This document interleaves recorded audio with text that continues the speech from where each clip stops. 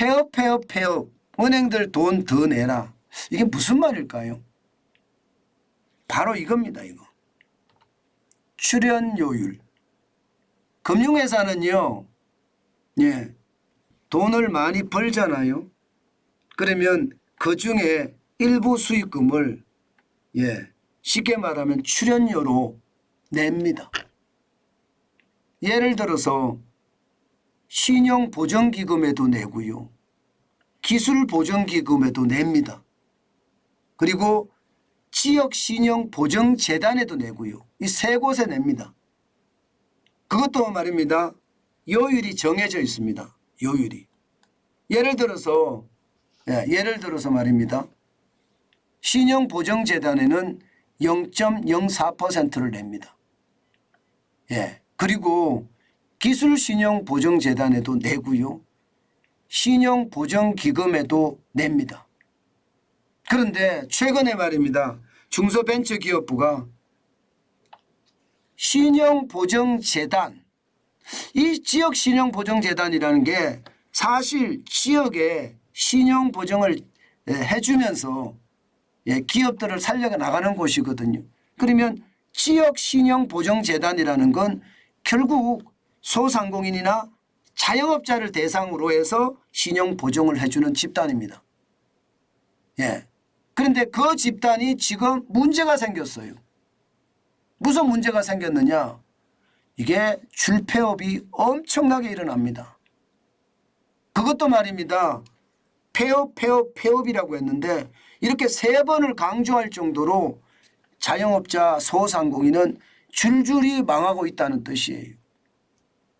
그래서 말입니다. 이들을 어떻게 하든 구제해야 되겠다. 뭐 그런 생각을 할 수밖에 없겠죠. 실제로도 그렇게 일어납니다. 그러니까 이거 돈을 좀 올려라. 신용보정재단에 돈을 좀 올려주면 더 많은 자영업자 소상공인을 구하지 않겠느냐. 이런 얘기를 하고 있는 겁니다. 무슨 얘기냐. 지금 말입니다. 법정 출연료율을 지금 0.04%를 올리라는 거예요. 0.09%까지. 신용보정기금은 0.225%고요. 기술보정기금은 0.135%인데 거기에 비해서 지역신용보정기금은 워낙 낮고 법정으로 실제 출연할 수 있는 금액이 0.1%고 신용보정기금이나 기술신용보정금 0.3%인데 0.1%에도 턱없이 부족하니 이거 올리겠다는 이야기예요. 이거 올리겠다. 그러면 여러분 0.03%가 얼마나 올라갈까? 0.05%를 더 올리면 적어도 말입니다. 작년까지 지역신용보정재단에 들어오는 법정 출연료는 1,849억 원이 있는데 0.09%로 올릴 경우에는 4,160억 원이다. 그러면 적어도 말입니다. 적어도 7만 5천 개 이상의 자영업자나 소상공인을 더 살릴 수 있다. 이런 얘기가 핵심입니다. 이런 얘기가 핵심이에요. 그런데 말입니다. 여기에 대해서 제가 한번 말씀을 드렸을 거예요. 여기에 대해서 기본적으로 은행권은 반대합니다. 은행권은 이렇게 말입니다. 올리잖아요. 0.04%, 0.09% 올리면 대출자들 금리 올려야 된다. 이런 얘기예요. 대출자들 금리 올려야 된다. 그러면 대출금리가 더 올라가니까 부담이 더 많이 된다. 이런 얘기예요. 금융위원회도 기본적으로는 반대 입장이에요. 왜냐하면 말입니다. 금융위원회는 왜 반대하느냐. 아니 이게 운용 배수라고 있는데 지금 운용 배수를 제대로 활용하지 못하는 것 아니냐. 일반적으로 지역신보의 보정 운영 배수는 법에 규정한 것은 운영 배수가 15배다. 지금 실제로 돈을 가지고 운영하는 것은 8.1배밖에 되지 않느냐. 금융당국에서는 적정 운영 배수를 12.5배로 본다. 지금 있는 것 갖고 돈을 늘려도 문제가 없는데 왜 이게 법정 출연료율부터 올려달라고 하느냐. 이게 지금 금융당국의 입장이거든요. 게다가 지역신용보정재단이 제대로 운영되느냐. 여기에 대한 데이터가 제대로 없다. 내가 왜 올려줘야 되는지 제대로 된 데이터를 가지고 와라. 그러면 올려주겠다 하는 이야기도 지금 하고 있는 겁니다. 이렇게 생각해 보면 말입니다. 사실 저는 굉장히 의문이 드는 게 많아요. 왜 의문이 드는 게 많으냐. 당장 말입니다. 금융위원회가 이렇게 아니 지표까지 이야기하니까 지금 사실 지역신보의 대의 변제율을 보면 2022년에 5,076억 원이었거든요. 대의 변제율이 내가 보증받아서 자영업자나 소상공인이 돈을 빌렸던 곳을 말하는데 이게 올해는 1월에서 8월까지 1조 708억 원입니다. 굉장히 많이 올라갔어요. 그러면 여기에 대한 신뢰성이 굉장히 떨어진다는 거잖아요. 야, 이것을 보면서 저는 그런 생각을 했어요. 지역 자영업자나 지역 소상공인을 위해서 지역 보정센터가 보정을 해주는 건 찬성이나 이게 데이터가 제대로 준비가 안 된 상태여서 중소벤처기업부가 금융준비 쪽에다가 무조건 해달라는 것은 이것은 어불성설이다. 저는 그렇게 생각을 하기 시작했습니다. 분명한 것은요. 숫자는 숫자로 이야기해야 돼요. 단순한 숫자로 이야기해서는 저는 되지 않는다고 봅니다.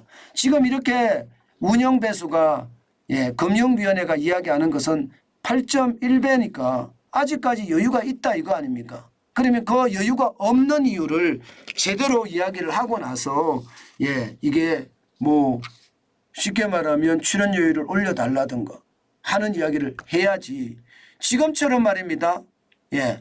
밑도 끝도 없이 데이터도 제대로 갖추지 않고 그것을 가지고 올려달라고 이야기하는 것은 좀 잘못됐다 이렇게 생각합니다. 물론 제 생각에는요. 이 정치가 개입이 돼 있거든요. 여기도. 우리 경제에는요. 정치가 개입이 안 된 곳이 없어요. 예를 들어서 말입니다. 데이터가 제대로 갖추고 있든 안 갖추고 있든 당장 말입니다. 지역신보의 신규 보정 금액을 보면 올해 작년 대비해서 마이너스 26.7%가 떨어졌다 이거예요. 작년에는 13조 1,530억 원을 1년 내내 보정을 했고요. 1월에서 8월까지를 비교를 해봤을 때 올해가 7조 3,137억 원인데 이거 작년에 비하면 26.7%가 줄어든 숫자다. 그러니까 여야가 동시에 아니 이거 올려줘야지 하고 이야기를 하고 있으니까 아마 올라갈 가능성이 많겠죠. 왜? 정치는 포퓰리즘이고 포퓰리즘은 그렇게 지금까지 해왔으니까. 이거 자칫 잘못하면 나라를 망칠 수 있는 길이기도 하거든요. 저는 이게 제대로 된 장관이라면 제대로 분석을 했어요. 왜 올라가야 되는지 아니면 지금 있는 이 돈 가지고 뭐 배율을 높여서 운영 배수를 높여서 계속해서 운영할 수는 없는 건지 철저하게 따져보고 이게 나와야 되는데 무조건 말입니다. 무조건 올라간다고 이야기하는 걸 보면 참 답답하네요. 굉장히 답답하네요. 이게 말입니다. 퍼주기만 대수가 아니거든요. 대한민국은 자칫 잘못하면 좌파가 퍼주고 우파가 퍼줘서 나라가 잘못하면 굉장한 위험에 빠질 확률도 있거든요. 저는 제대로 된 지표를 만들어서 왜 올려야 되는지 지금 운영배수도 8.1배고 금융당국에서 적정 운영배수를 12.5배라고 이야기하는데 왜 이렇게 올리는 건지 또 그동안에 보정심사에 대해서 너무 느슨하게 심사하지는 않았는지 이런 것을 철저히 따져보고 다시 한번 국민의 대출 금액이 올라가잖아요. 대출 이자가 올라가잖아요. 이것은 저는 반대거든요. 그래서 저는 대출 이자가 안 올라갈 수 있게끔 물론 은행도 말입니다. 이익을 내서 맨날 성과급 잔치나 하잖아요.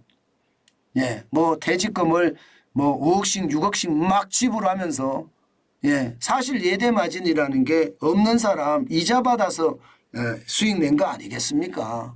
물론 또 그렇지는 않지만 뭐 기업도 있지만 그런 생각을 해보면 모두가 좀 자기 입장보다는 사회와 국가에 대한 입장을 가지고 이야기하고 토론하고 그래서 타협점을 찾는 것 저는 굉장히 중요한 요소라고 생각합니다. 퍼주기를 계속해서는 안 된다는 이야기 다시 한번 강조하고 싶습니다.